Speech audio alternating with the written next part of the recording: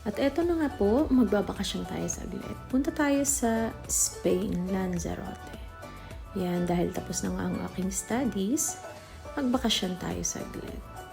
At ayan po, makikita ninyo, meron akong pagkain dyan dahil syempre ayokong magutom. Nagbaon muna tayo ng one meal. Okay, so nakalanding na nga po kami dito sa Lanzarote, Spain. And isa siya sa mga island katabi ng Canary Islands. And so, papunta na kami sa hotel gamit yung app na Auring Komatka.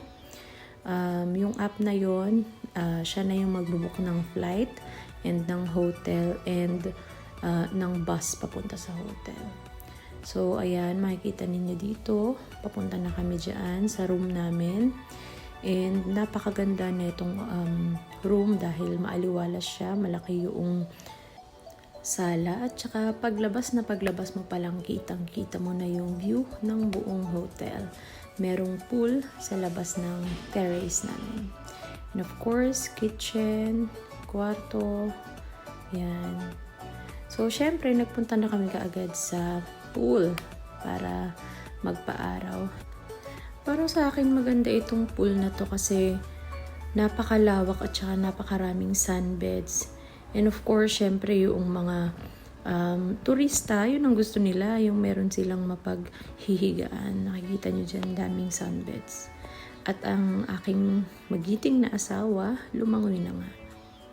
Ayan, so dito, maraming sunbeds pero yung mga tao is wala dahil October nga ngayon. So medyo malamig na. Tapos, lumabas na kami, nagpunta na kami dito sa beach. So, ayun nga, dahil October na, sobrang lamig na naman doon sa Finland. Kaya, nagbakasyon muna kami dito sa Spain habang medyo mainit pa. About 24, 27 degrees. Yan. So, nilakad nga lang namin itong beach. 4 minutes walk lang siya mula doon sa aming hotel. At syempre, ayan, tumatakbo na ang inyong ate papunta sa kanyang asawa. So, tignan natin. Ano pa ba? Ayan. So, syempre, itong aking asawa ay gusto niyang magpalinis ng kanyang mga kalyo-kalyo sa paa. Napakakapal ng kalyo. Kailangan talagang linisin ng mga ito. Buti na lang, meron akong dalang parang scraper sa paa. Ano bang tawag doon? Yung parang liha. Buti na lang nagdala ako nun dahil nga talagang hinihingi niya yung mga services na yan sa akin.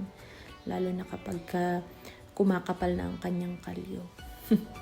Enough of that. Yan. Siyempre, lakad-lakad din tayo saglit.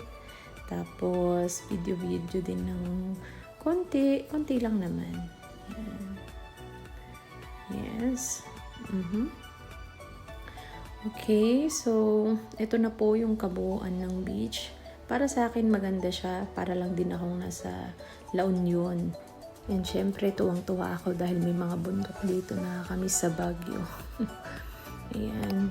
So, syempre, linis-linis din tayo ng paa bago umalis.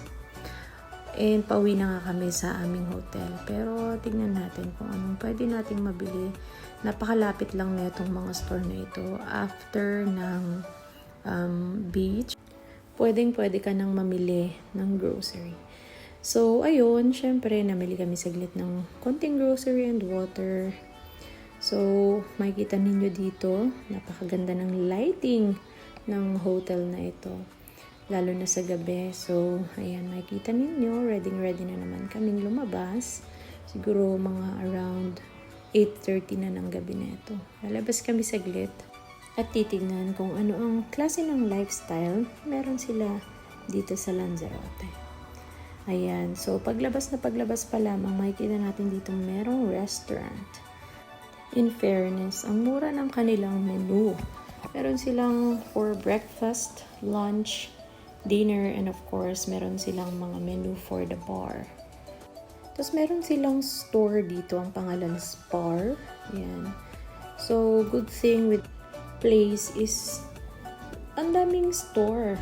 As in, magkakatabi lang sila. Feeling ko nga nasa La Union ako eh. Ang dami kasing boutique at saka mga bar. Ayan. So, ayan, meron kaming nadaanan ditong isang bar. Ayan, Beer Garden. Talagang nagpa-party-party sila dyan.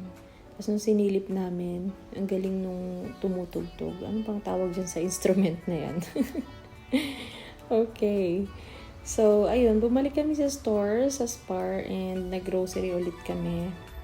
Takot kasi kaming magutom. At, ayun na nga, maraming salamat sa panonood ninyo sa aming maliit na vlog. Enjoy nyo po muna ang panonood ng aming mga pictures. Thank you!